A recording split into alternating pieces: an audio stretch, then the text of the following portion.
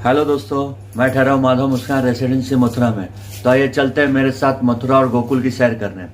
दोस्तों अभी हम रास्ते में मथुरा गोकुल की तरफ जा रहे हैं और हमने एक ऑटो ड्राइवर को हायर किया है, उनका नाम जीतू भाई है। तो अभी आगे का विवरण गोकुल के लिए छोटा सा हमारे जीतू भाई देंगे। तो भगवान का यहाँ मथुरा में हुआ था, जेल के अंदर। तो जन्म होते ही रातों रात भगवान को गोकुल पहुँचा दिया गया। तो बसदेव जी जब टोकरी में लेके गए तो रास्ते में आगे चल के अभी जमुना नदी आएगी सर। तो जमुना नदी पार करके गोकुल है। तो वहाँ भगवान 11 बरस रहे, वहाँ पर लालन पालन हुआ है भगवान का। तो योग माया मंदिर वहीं है, वहाँ से योग माया को लेके आए, गोकुल से योग माया को लेके आए। तो योग माया किसको कहते हैं? योग माया जो आकाश में बिजली तड़कती है वो योग माया है। तो योग माया को कंस ने जैसे पकड़ा तो आकाश में उड़ गई थी। तो योग माया ने जब आकाशवाणी किया कि वनी कंस, ये तेरा काल तो गोकुल में पालने में झूल रहा है, समझे? तेरा काल तो गोकुल में पालने में झूल रहा है। तो उसी गोकुल में हम जा रहे हैं, वहाँ पर योग माया मंदिर है। 4 लीला किया भगवान ने। पूतना पद है, नंद भवन है, रमण रेती आगे, उससे गोकुल से आगे 2 किलोमीटर आगे रमण रेती। दोस्तों आज के दिन की शुरुआत करेंगे हम गोकुल से, उसके बाद जाएंगे रमन रेती, फिर ब्रह्मांड घाट, फिर चिंताहरण महादेव मंदिर, उसके बाद जाएंगे चंद्रावली माता मंदिर, फिर रावल जो कि राधा रानी का जन्म स्थान है, और आज का सफर समाप्त करेंगे श्री कृष्ण जन्मभूमि पर।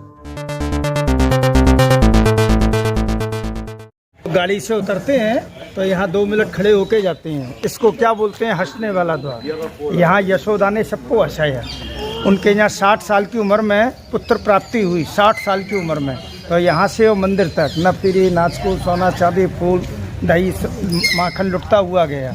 और इसको चोर रास्ता बोलते हैं। भगवान का जन्म हुआ ना मथुरा में, तो वासुदेव लाई ना डलिया में रख के शेषनाग रक्षा किया। तो भगवान के जन्म से पहले की यमुना नदी है।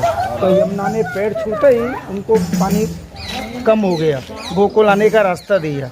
तो यही रास्ते से गुजरे थे, हाथी घोड़ा पालकी और जय कन्हैया लाल की। हम गोकुल की गलियों से होते हुए मेन मंदिर की तरफ जा रहे हैं, जिसका नाम है श्री यशोदानंद भवन। यहाँ पर आने का और एक रास्ता है जो कि ठकुरानी घाट से होते हुए आता है। ये मेन मंदिर है श्री नंद भवन। यहाँ पे अभी हम लोग अंदर जाएंगे। जय कृष्ण गोपाल। फूल ले लो भैया, ठाकुर जी का सोने का लूला फूल चढ़ा है झूले पे। एक मिनट। हाँ, ये यशोदा का खुशी चौक है। यहाँ यशोदा ने खुशी मनाया। हाँ, जब भी जन्माष्टमी आती है तो यहाँ दूध दही माखन लुटता है। राधे राधे। ये शंकर भगवान 3 रात 3 दिन भजन किया जब यशोदा ने लाला का दर्शन कराया। यहाँ पेट टच होने से 4 धाम का फल मिलता है। यहाँ भगवान ने लूट के क्या खाया? माखन। जय बोलो यशोदा मैया की जय। गली गली में शोर है, काना माखन चोर। जय कृष्ण। ये छठी है। जैसे घर में बेटा बेटी होता है ना, मान लो छठी पूजती है। हाँ। तो यहाँ छठी पूजा है कृष्ण जी का। जैसे घर में बच्चा होता है, मान लो छठी पूजती हाँ। है। यहाँ 6 दिन के हुए कृष्ण जी। यहाँ गोकुल वालों के सतिये लगे हुए हैं। हाँ। बेटी को अच्छा घर मिले, बेटा का झंडा ऊंचा रहता है नौकरी पढ़ाई में, बहू लेके आता है। ये जब लगाते हैं जब काम पूरा होता है, जब पहले नहीं लगाते हैं। जय बोलो कृष्ण भगवान की जय। ये गाय का सतिया है गोबर का। राधे राधे। जय कृष्ण। यहाँ से बैठ के चलना। जैसे बच्चा जाता है ना माँ के पास दूध पीने के लिए, ऐसे बैठी। जो लोग यहाँ जगन्नाथपुरी होके आते हैं ना उड़ीसा, 4000 झाड़ी की यात्रा करके, ये लकड़ी लाते हैं जो टंगी हुई है। वो जगन्नाथपुरी से, जगन्नाथपुरी से होके आते हैं ना, तो यहाँ चढ़ाते हैं जब उनका यात्रा पूरा होता है। अच्छा। बद्रीनाथ से आते हैं, चूड़ी लाते हैं तांबे की। और गुजरात में द्वारका है ना, गोपी चंदन लाते हैं। कोई 4 धाम नहीं जाता है, वहाँ माटी में झुलाने से 4 धाम का फल मिलता है। जय बोलो यशोदा मैया की जय। कुछ समय बाद जब पर्दा हटा तो हमने दर्शन किए, मत्था टेका, प्रसाद लिए और झूला झूलाए। 2 जगह लाइट नहीं जलने देते हैं। शेषाव, ये जो यमुना नदी में छाया किया था ना, वासुदेव के ऊपर बिजली गरज रहा था, तूफान आ रहा था और बरस रहे थे। ये माखन चोर, जैसे यशोदा का परिवार है, जैसे चोर का परिवार है। वो घोड़ा बन के माखन लिया। ये वसुदेव कृष्ण बलराम का पिता जो गोकुल में लाए थे नदी क्रॉस करके, शेषनाग रक्षा किया। और यहाँ भगवान को बांध दिया, क्यों चोरी की तो बधे हुए हैं ऊपर से। और ये राधा कृष्ण बंशी बजा रहे हैं, ये राधा कृष्ण बंशी बजा रहे हैं जोड़ी से, ये राधा कृष्ण। आराम आराम से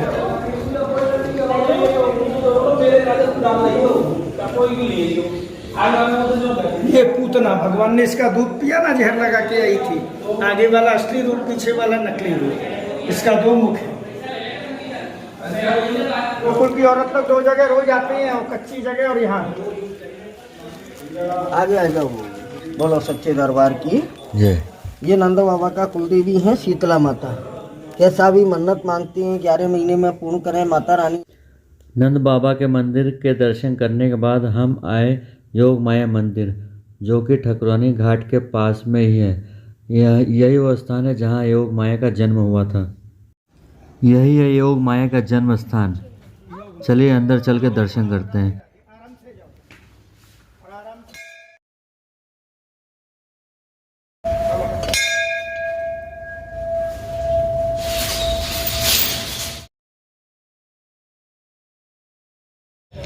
अभी हम पहुंच गए हैं रमन रेती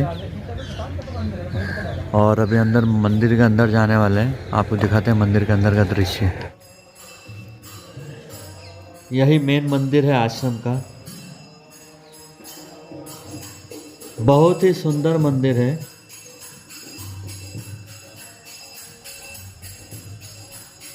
हरे रामा हरे कृष्णा का पाठ होता रहता है, जो एक अलग ही अनुभूति देता है।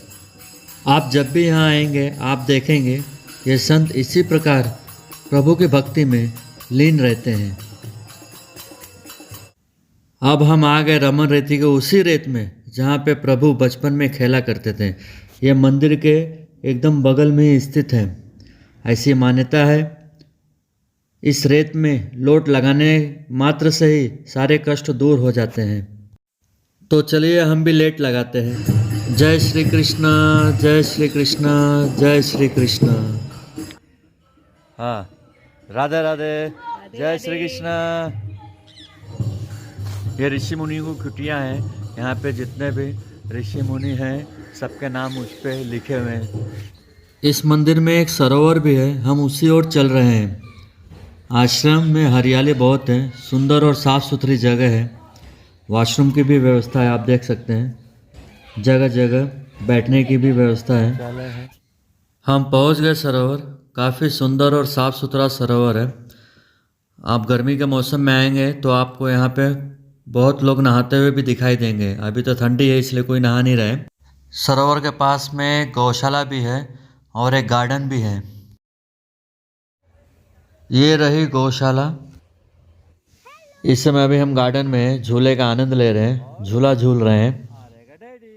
गार्डन में कुछ समय बिताने के बाद हम जाएंगे प्रसाद खाने, जिसका समय है दोपहर 12 बजे से 1 बजे तक। इस आश्रम में कोई भी आके आश्रम का प्रसाद ले सकता है।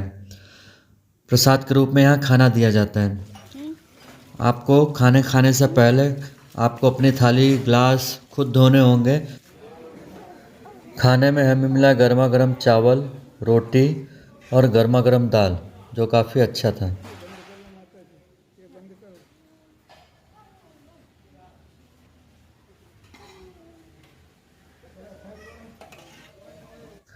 खाना लेने के बाद आपको सामने ही कुटिया दिखाई देगी, जिसके अंदर आप बैठ के खाना खा सकते हैं।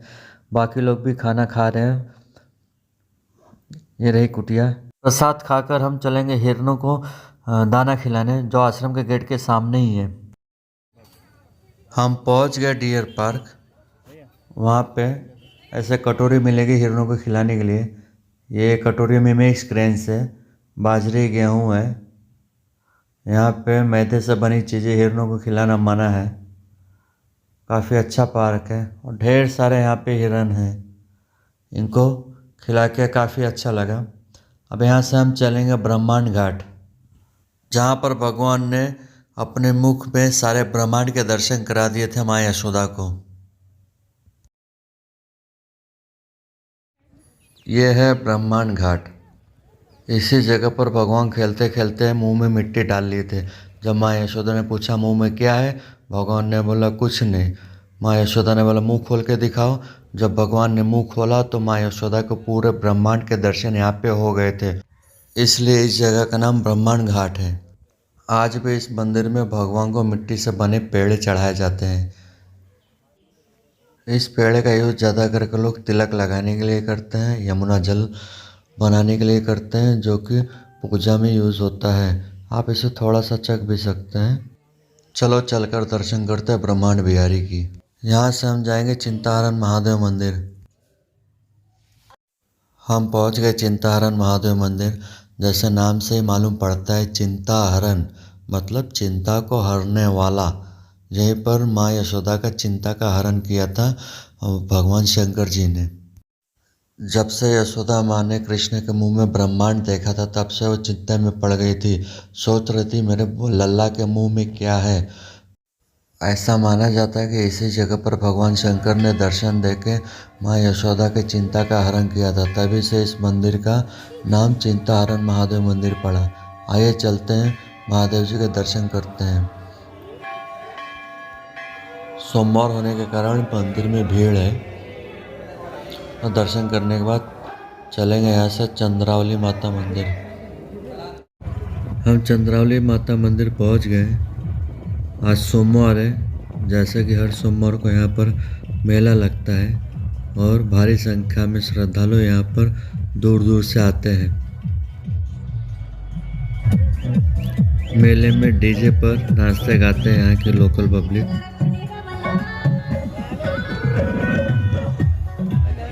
आप देख सकते हैं इस मंदिर में छत नहीं है, बिना छत के मंदिर है। ऐसा मंदिर आपने पहली बार देखा होगा या नहीं देखा होगा। माँ चंद्रावली वट वृक्ष के नीचे, खुले आसमान के नीचे विराजमान है। ये मंदिर में सिर्फ 4 पिलर हैं और इस मंदिर को ऐसा नहीं कि बनाया नहीं गया, इस मंदिर को बहुत बार बनाने की कोशिश की गई है, लेकिन कई बार कुछ न कुछ अड़चन आ जाने पर इसका काम रुक जाता है। यह मंदिर बहुत पुराना है। चलिए चल के माता के दर्शन करते हैं। लाइन तो काफ़ी लंबी है, देखते हैं कितना समय लगता है। 30 से 45 मिनट लगे हमें यहाँ तक पहुँचने में। हमने माता के दर्शन किए, पूजा अर्चना की। इस मंदिर के बारे में हम नहीं जानते थे। इस मंदिर के बारे में हमें बताया हमारे ऑटो ड्राइवर जीतू भाई ने, उनका शुक्रिया। अब हम यहाँ से चलेंगे रावल, जो कि राधा रानी का जन्म स्थान है।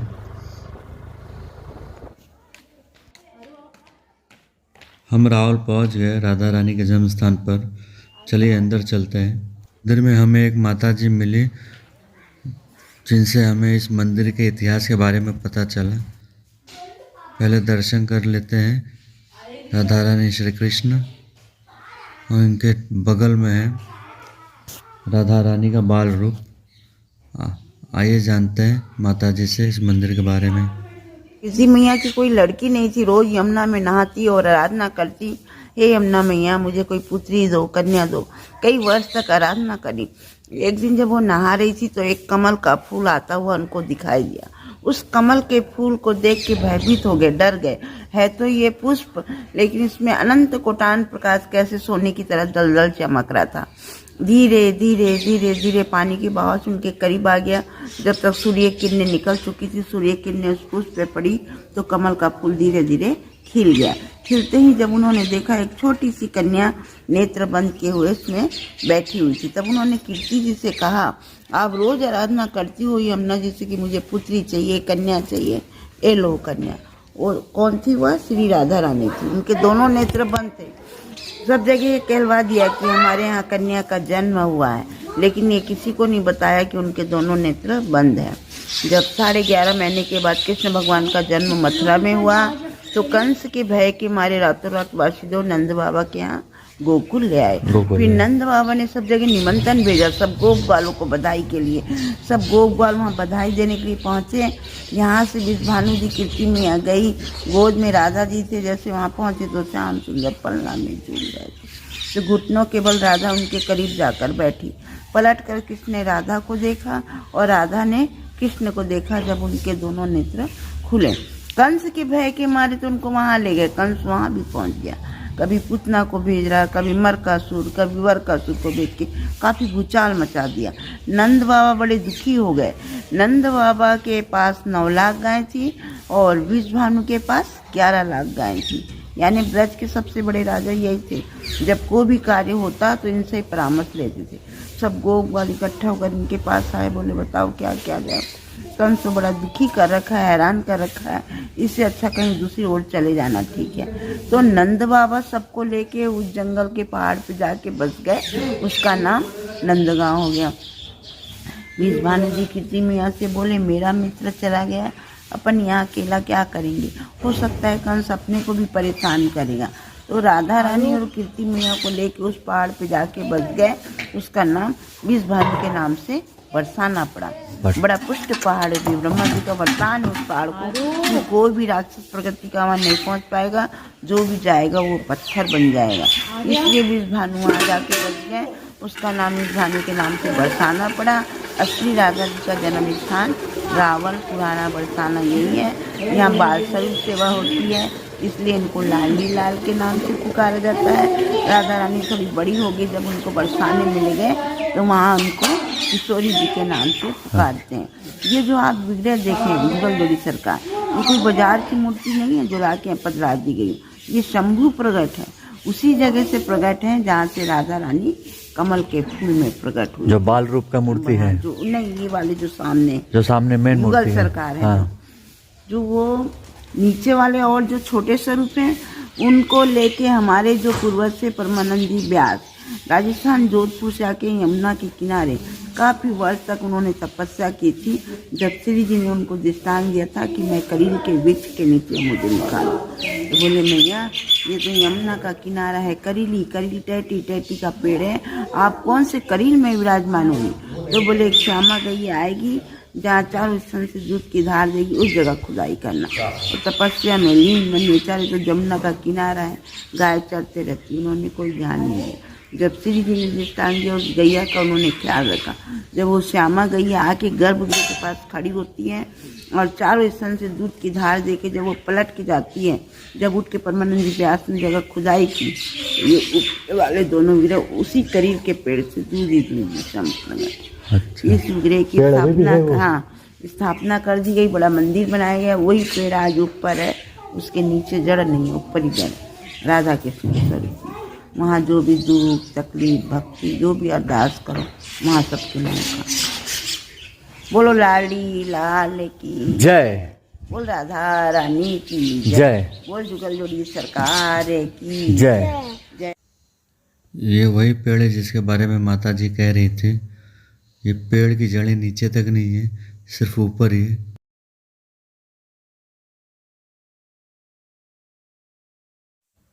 लोग अपनी मनोकामनाएं मांगकर धागा इस पेड़ वृक्ष पर बांधते हैं।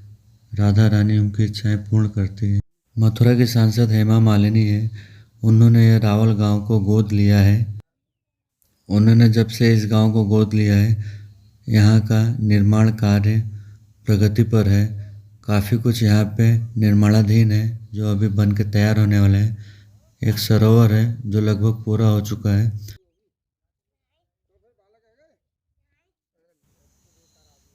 ये है जीतू भाई, उनके पीछे मंदिर जहाँ से हमने अभी दर्शन करके लौटे। ये खाली ग्राउंड जो सरोवर के बगल में है, यहाँ पे भी कुछ बनने वाला है। चलिए चलते हैं श्री कृष्ण जन्मभूमि। हम पहुँच गए श्री कृष्ण जन्मभूमि। आपको अंदर मोबाइल कैमरा फ़ोन कुछ भी ले जाना अलाउड नहीं है, सिर्फ पैसे को छोड़कर और आईडी। अंदर हमने वो कारागार के भी दर्शन किए जहाँ प्रभु श्री कृष्ण का जन्म हुआ था। आज के दिन की शुरुआत हमने सुबह 7:30 बजे से की थी और समाप्त हुई 8 बजे के आसपास। हमने रात का खाना जन्मभूमि के ट्रस्ट के भोजनालय में खाया, जो कि जन्मभूमि के एकदम बगल में ही है। खाना काफ़ी टेस्टी है, 100 रुपये पर पर्सन है। और आपको हमारा ये वीडियो कैसा लगा कमेंट करके ज़रूर बताएं। हाँ, सब्सक्राइब ज़रूर करें। Thank you.